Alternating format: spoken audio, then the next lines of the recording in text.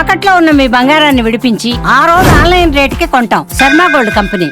మరి కొత్త సంవత్సరం 2025 మీనరాశి వారికి ఏ విధంగా ఉండబోతుంది? మీనరాశి వారికి ఎలాంటి ఫలితాలు ఇస్తుంది? వాళ్ళు చేయాల్సింది ఏంటి? ఇది గురువుగారిని అడిగి తెలుసుకుందాం. గురువుగారు నమస్తే. జై వీరబ్రహ్మచి. నమస్కారం తల్లి. గురుగారు, మరి ఆఖరిగా వచ్చే ఈ మీనరాశి వారి పరిస్థితి ఈ సంవత్సరం ఎలా ఉండబోతుంది? శివాయ బ్రహ్మణే నమ. వీరబ్రహ్మేంద్ర స్వామిని నమో నమ. జై వీరబ్రహ్మ జై గోవిందమంబచి. ఓం హ్రీం క్లీం శ్రీం శివాయ బ్రహ్మణే నమ. గతించినటువంటి 2-3 సంవత్సరాల జీవితంలో మీనరాశి వారికి కొన్ని విచిత్రవంతమైనటువంటి సంఘటనలు జరుగుతుంటాయి.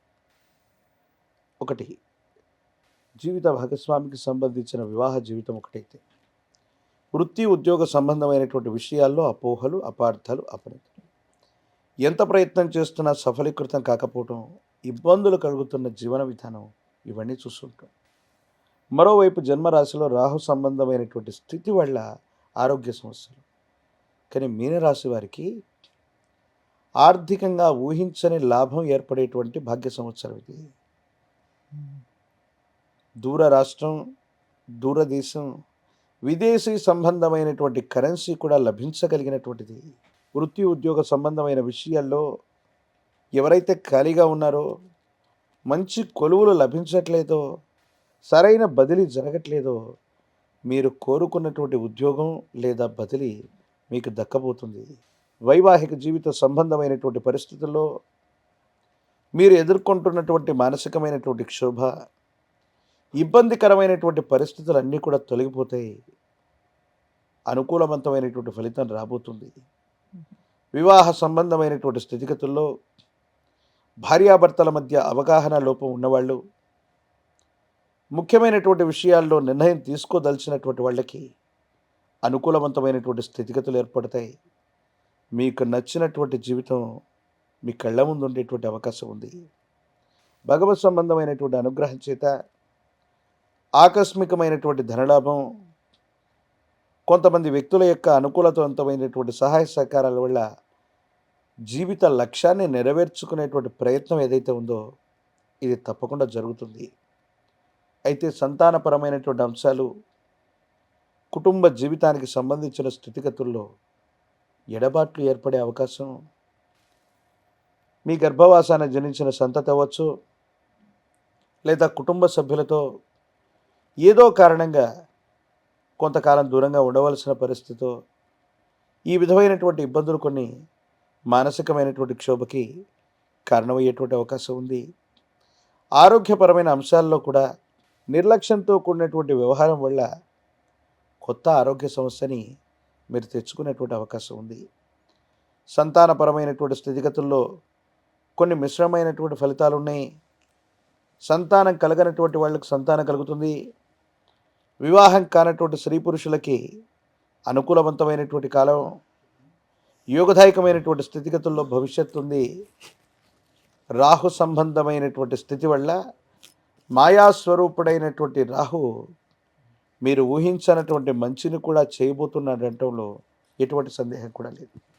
మరి ఈ మీనరాశి వారి అంటే మీనరాశిలో పుట్టిన ఎవరైతే పిల్లలు ఉన్నారో, ఈ పిల్లలకి పరీక్షలకి ఎలాంటి ఫలితం దక్కుతుందంటారు? కొంచెం ఏకాగ్రతను పెంచినట్టయితే అనుకూలవంతమైనటువంటి ఫలితాలు ఉన్నాయి.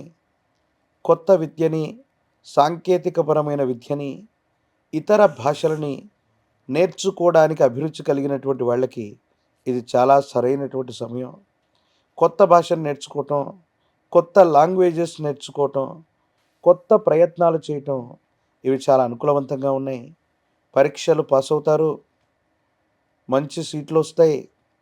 ప్రఖ్యాతి కలిగినటువంటి కళాశాలలో మీకు తప్పనిసరిగా సీటు లభించేటువంటి అవకాశం ఉంది.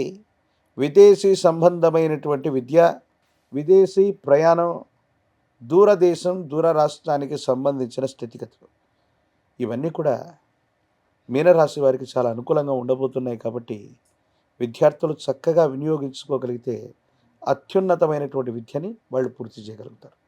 మరి ఉద్యోగం చేసుకునేవారు అండ్ ఇటు బిజినెస్ చేసుకునే వారి పరిస్థితి ఏ విధంగా ఉండబోతుంది గురుగారు? ఉద్యోగం చేస్తున్నటువంటి వాళ్ళు తొందరపడి ఉద్యోగాన్ని మానేయటం, ఉమ్, కొత్త బదిలీ కోరుకోవటం, ఇప్పుడున్న స్థానం నుండి వేరే స్థానానికి వెళ్ళాలనుకోవటం, ఇది కొన్ని చిక్కులకి సమస్యలకి కారణమయ్యే అవకాశం. వ్యాపార సంబంధమైనటువంటి విషయాల్లో ఉన్న వాళ్ళకు మాత్రం విస్తరణ జరుగుతుంది. కొత్త ప్రదేశాలకు వెళ్ళగలుగుతారు, వాళ్ళ బిజినెస్ని రెట్టింపు చేసుకోగలుగుతారు. కానీ ఉద్యోగస్తులు మాత్రం స్థాన చలనం అన్నటువంటిది కూడదు. తప్పనిసరి పరిస్థితి అయితే వేరే సంగతి, కానీ మనంతట మనంగా బదిలీ కోరుకొని కొత్త ప్రదేశానికి వెళ్ళటం, వేరే ప్రదేశానికి వెళ్ళి అంటే ఇప్పుడున్న చోటు నుండి వేరే చోటుకి వెళ్ళటం వల్ల కొన్ని ఇబ్బందులు ఏర్పడే అవకాశం ఉంది. వ్యాపార సంబంధమైనటువంటి పరిస్థితులు బాగున్నాయి, కొత్త వ్యాపారాలు కలిసి వస్తాయి. షేర్ మార్కెట్లు ఆకస్మికమైనటువంటి ధనాన్ని ఇచ్చేటువంటి సంఘటనలు కొన్ని ఉంటాయి. ఈ కారణంగా నేను అందరినీ షేర్ మార్కెట్లోకి వెళ్ళమని చెప్పట్లేదు, కానీ ఆకస్మికమైనటువంటి ధనప్రాప్తి యోగాలు కలిగినటువంటి వ్యవస్థలు మీ చుట్టూ ఉంటాయి. అనుకోని విధంగా అదృష్టం మీ తలుపు తట్టేటువంటి అవకాశం కనపడుతుంది. మరి కొన్ని చిక్కులు ఉన్నాయి కాబట్టి స్త్రీలకు ఏ విధంగా ఉండబోతుంది అంటారు? ప్రాథమికంగా ఆరోగ్యపరమైనటువంటి అంశాల పట్ల జాగ్రత్తగా తీసుకోవటం, సరైనటువంటి వ్యాయామం లేకో, విశ్రాంతి లేకో, దూర ప్రయాణాలు అధికమైపోయో, మీ శరీరాన్ని పట్టించుకోనటువంటి కారణంగా కొన్ని ఇబ్బందులు ఏర్పడుతూ ఉంటాయి. ఈ విషయంలో జాగ్రత్త. కుటుంబంలో అవ్వచ్చు, భార్యాభర్తల జీవితంలో అవ్వచ్చు, కోపతాపాల వల్ల ఏర్పడుతున్నటువంటి స్థితిగతులు అభిప్రాయ భేదాలకు కారణమవుతాయి. ఇది ఎడబాటుకు కూడా కారణమయ్యేటువంటి అవకాశం ఉంటుంది. కాబట్టి కొంత ఓర్పు సహనంతో కూడినటువంటి పరిస్థితితో ఉండటం ఒకటి, ఆరోగ్యాన్ని నిర్లక్ష్యం చేసుకోకుండా ఉండటం ఒకటి. ఎందుకంటే ఈ స్త్రీ సంబంధమైనటువంటి వ్యక్తులకు మళ్ళీ సంతానపరమైనటువంటి స్థితిగతులకు సంబంధించిన మరో యోగం. ఉమ్, సంతానం లభించటం, సంతానాన్ని వృద్ధి చేసుకోవటం, ఇలాంటి స్థితిగతులు కూడా కలిగేటువంటి అవకాశం ఉంటుంది. కాబట్టి ఆరోగ్యపరమైన అంశాల్లో తప్పనిసరిగా ఏవో కొన్ని ఇబ్బందులు ఉంటాయి. దీన్ని గనక వైద్యుడి యొక్క పర్యవేక్షణలో చికిత్స చేసుకోకపోతే ఇబ్బందులు కలిగేటువంటి అవకాశం ఉంటుంది. కాబట్టి ఈ విధమైన ప్రయత్నాన్ని తప్పకుండా చేయాలి. మరి మీనరాశిలో ఉన్న రాజకీయ నాయకులు ఏ విధమైన సర్కమ్స్టెన్స్ని ఫేస్ చేయబోతున్నారు ఈ సంవత్సరం? రాజకీయ నాయకులు చాలామంది గతించిన ఎన్నికల్లో ఓడిపోవటము, సరైనటువంటి ఫలితాన్ని పొందలేకపోతూ ఉంటారు. నామినేటెడ్ పదవులు లభిస్తాయి. చివరి నిమిషంలో అదృష్టం మన వైపుగా ఉంది అనుకున్నటువంటి విధంగా ప్రజా సంబంధమైన బాంధవ్యాలు, మీడియా, సినీ, రాజకీయ రంగాల వాళ్ళకి అనుకూలవంతమైనటువంటి స్థితిగతులు లభిస్తాయి. పెద్దల యొక్క అండదండల వల్ల మీరు అనుకున్నటువంటి ఉన్నతమైనటువంటి స్థానంలోకి, నామినేటెడ్ పదవుల్లోకి తప్పకుండా మీరు వెళ్ళేటువంటి పరిస్థితులు గోచరిస్తున్నాయి. అద్భుతం. మరి వీళ్ళందరికీ కూడా, ఈ మీనరాశిలో ఉన్న వారందరికీ కూడా కొంత ధైర్యం అవసరం అన్న విషయం అర్థమవుతుంది. ఎస్, ఆ ధైర్యాన్ని ప్రసాదించే దైవం ఏదంటారు మరి? ప్రత్యేకించి కుంభరాశిలో నుండి శని భగవానుడు మీనరాశిలోకి ట్రాన్సిస్ట్ అవుతూ ఉంటాడు. మీనం నుండి రాహువు వక్రగతిలో వెనక్కి కుంభం వైపు నడుస్తూ ఉంటాడు. ఈ రెండు సందర్భాల్లో